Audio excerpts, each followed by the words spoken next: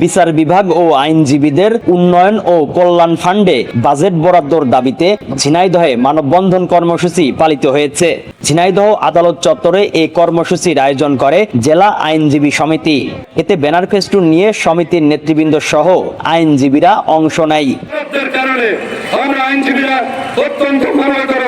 সে সময় জেলা আইনজীবী সমিতির সভাপতি কাজী একরামুল হক আলম, সাধারণ সম্পাদক শফিউল আলম, সাবেক সভাপতি ও PP advocate S M Mashiur Rahman সহ অন্যান্যরা বক্তব্য রাখেন।